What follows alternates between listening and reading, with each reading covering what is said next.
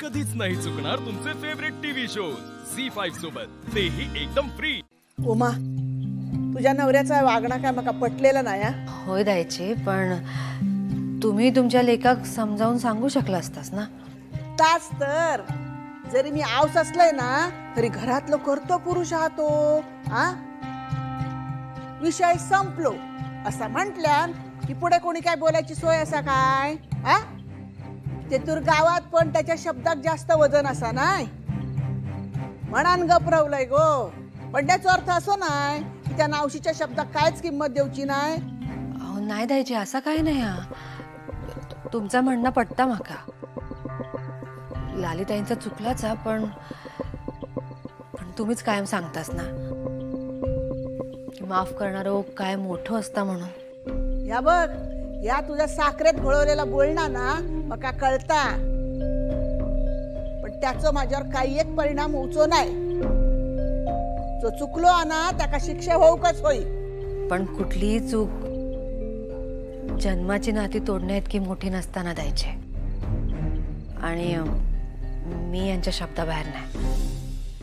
होय तर तू रघुनाथाची सीता आणि तो बंधू लक्ष्मण, मीच कायचा घरात काही काही द्यायचे तो कळला। जा माका झोपण द्या आता, माकाशी भूक येतो एक एक येतोय मी।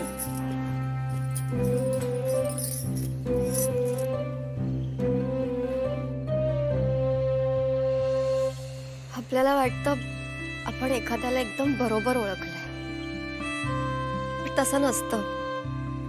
आता बघ ना, मी दादांना किती चुकीचं समजत होते, पण श्रीनिवास आज ते निशिला जसं समजावत होते ना, ते बघून मला माझा डॅड आठवला।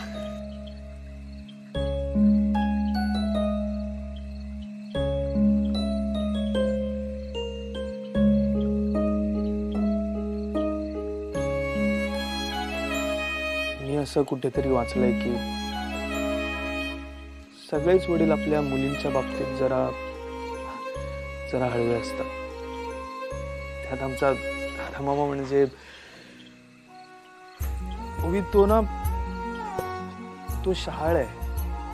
वरून असा किती कठोर वाटत असला तरी त्याच्या मनात सगळ्यांसाठी फक्त आणि फक्त प्रेमच आहे। त्याने जर एखाद्याला आपलं मानलं ना तर त्या व्यक्तीसाठी स्वतःच्या जीवावर उदार होऊन सगळ्या जगाच्या विरोधात जाऊन ठामपणे उभा राहतो। हे सगळं नीरजच्या मॉमला का नाही कळलं? नीरज आणि निशिला सेपरेट करण्यासाठी त्यांनी एवढा मोठा गेम प्लॅन का केला?